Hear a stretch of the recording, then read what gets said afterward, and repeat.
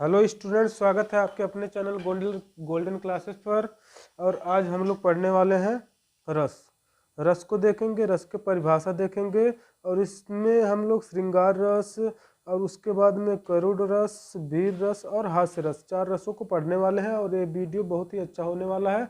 सो इस वीडियो को शुरू से अंत तक देखते रहिए और बहुत ही आसान तरीके से आप सभी लोग रस को देखेंगे और समझ पाएंगे और बहुत ज़्यादा आनंद आने वाला है इस वीडियो में। सो बने रहिए। तो अभी हम लोग स्टार्ट करते हैं रस के बारे में, देखते हैं रस क्या है, इसकी परिभाषा क्या है।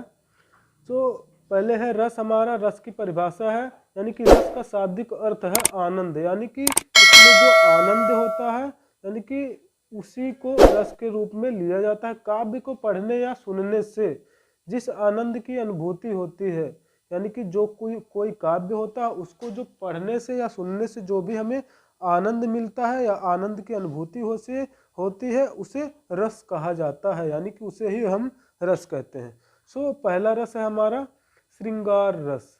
तो पहले में हम पढ़ेंगे, नंबर 1 है श्रृंगार रस। तो श्रृंगार रस किसे कहते हैं, इसमें देखेंगे श्रृंगार रस के 2 भेद होते हैं। तो श्रृंगार रस जो हमारा होता है इसके 2 भेद होते हैं। पहला है संयोग श्रृंगार और दूसरा है वियोग श्रृंगार। तो संयोग में क्या होता है कि जब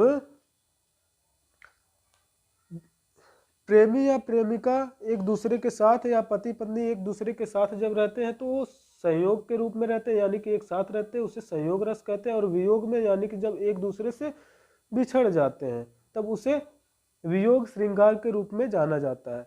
तो इसमें अभी देखेंगे इसकी परिभाषा। रति नामक अस्थाई भाव ही श्रृंगार रस में परिणित हो जाता है, यानी कि रति नामक अस्थाई भाव विभव, अनुभव और संचारी भावों के संयोग से श्रृंगार रस की निष्पत्ति होती है। दूसरा एग्जाम्पल, उदाहरण या परिभाषा। तो इसमें क्या होता है, नायक नायिका के मिलने के प्रसंग में, यानी कि नायक या नायिका जो भी होते हैं उनके मिलने के प्रसंग में या संयोग श्रृंगार तथा उनके विरह में, यानी कि विरह यानी कि बिछड़ने में वियोग श्रृंगार होता है। जब नायक नायिका एक दूसरे से मिलते हैं तब उस समय संयोग श्रृंगार होता है और तथा उनके विरह में यानी कि उनके बिछड़ जाने पर ये वियोग श्रृंगार के रूप में आता है।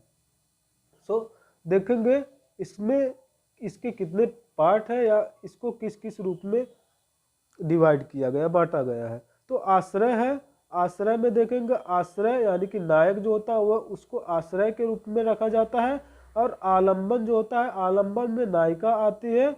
और उद्दीपन में नायिका की चेष्टाएं, यानी कि नायिका जो होती है उसकी हृदय में या उसके मन में जो कोई भी भाव या विचार चल रहे होते हैं उसी को, यानी कि उसके चेष्टाओं में उसके हृदय में जो कोई कुछ भी चल रहा होता है, जैसे कि उसका भाव या तिरछी चितवन या मुस्कान, ये सभी जो चीज़ें होती हैं वह उसके अंदर चल रहा होता है, यानी कि उसके चेष्टाओं में चल रहा होता है।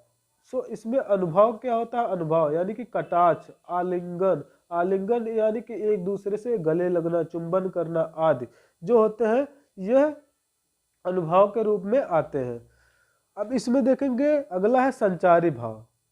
तो संचारी भाव है लज्जा, यानी कि लज्जा करती है, या हर्ष यानी कि हंसना, चपलता जो इसमें होता है, चपलता होता है, हर्ष होता है, लज्जा होता है, ये सभी संचारी भाव में आते हैं, यानी कि हर्ष, उल्लास या खुशी जो कुछ भी होता है। तो इसका जो उदाहरण है, उदाहरण में देखेंगे, उदाहरण बहुत ही अच्छा दिया है। बतरस लालच लाल की मुरली धरी लुकाया, सौह करे भौहन हंसे देन के नट जाए। तो इसमें क्या है, बतरस लालच लाल की मुरली धरी लुकाया, यानी कि बतरस मीन्स होता है बातें करने का आनंद, यानी कि बात करने का जो आनंद होता है तो उसमें बात करते हैं। तो बतरस लालच लाल की, तो बतरस में बात करते हैं। और बात करने के लिए यहाँ पर गोपियाँ जो होती हैं, गोपियाँ क्या करना चाहती हैं, जो कृष्ण होते हैं कृष्ण से थोड़ा वार्तालाप करना चाहती हैं। तो वार्तालाप जब ये लोग करना चाहते हैं तो ये लोग क्या कर लेते हैं, कृष्ण जो होते हैं उनकी मुरली को वो लोग चुरा लेती है। और चुराने के बाद में फिर वह कहती हैं कि हम लोग अब इसको नहीं देंगे, यानी कि सौह करती है, सौगंध खाती है कि हमारे पास ये आपका मुरली नहीं है। तो यह सौगंध खाती है और अपने भौहों को तानती है और भौहों से देखती है। उसके बाद में हंस देन कह नट जाए। तो इसमें बतरस लालच, लाल की मुरली धरी लुकाया।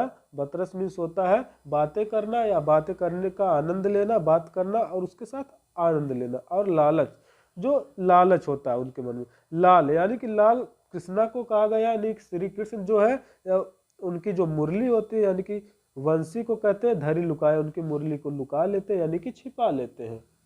धरी लुकाए मीन्स होता है छिपा कर रख देना। सौह करे यानी कि सौह मीन्स होता है सौगंध कर या कसम।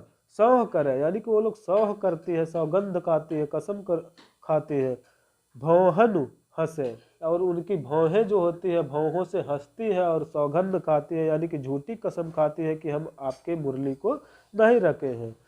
देन, देन कहे और उसके बाद कहती है नट जाए, यानी कि देन उसके बाद कहती है, देन कहे यानी कि उसके बाद कहती है देने की कहने पर जब वह मांगते हैं अपने मुरली को तो वो लोग देने के लिए वो कहते हैं अपने मुरली को, तो वो लोग नट जाए यानी कि उसको मना कर देती है, यानी कि उसको कहते हैं नहीं मेरे पास मुरली नहीं है। और दूसरा है हमारा एग्जाम्पल, एक उदाहरण है, मेरे तो गिरधर गोपाला, यानी कि मेरे, ये भी श्री कृष्ण के ऊपर ही बना है या उन्हीं का उदाहरण है। मेरे तो गिरधर गोपाल यानी कि मेरे जो है गिरधर गोपाल श्री कृष्ण जी जो मेरे हैं, दूसरों ना कोई, यानी कि उनके जैसा दूसरा कोई और नहीं है। जाके सिर मोर मुकुट, जिनके सिर पर मोर का मुकुट है यानी कि मोरों के पंख का मुकुट है या मोर लगाए हुए जो अपने सिर पर है, मेरो पति सोए, यानी कि वो कहती है कि वही मेरे पति है। तो राधा कहती है कि मेरो तो गिरधर गोपाल, मेरे गिरधर गोपाल जो है दूसरों ना कोई, उनके जैसा दूसरा और कोई नहीं है। जाके सिर मोर मुकुट, यानी कि जिनके सिर पर मोर मुकुट है, मेरो पति सोए, यानी कि वही मेरे पति है। तो इसके बाद अभी देखते हैं, थोड़ा आगे चलते हैं, दूसरे रस को देखते हैं। सो ये हमारा पार्ट 1 खत्म होता है और यानी कि समाप्त होता है श्रृंगार रस। तो इसके बाद में अभी जो हमारा बचा हुआ रस है करुण रस, हास्य रस और वीर रस, इसको हम पढ़ते हैं नेक्स्ट वीडियो में। अभी के लिए जय हिंद, जय भारत।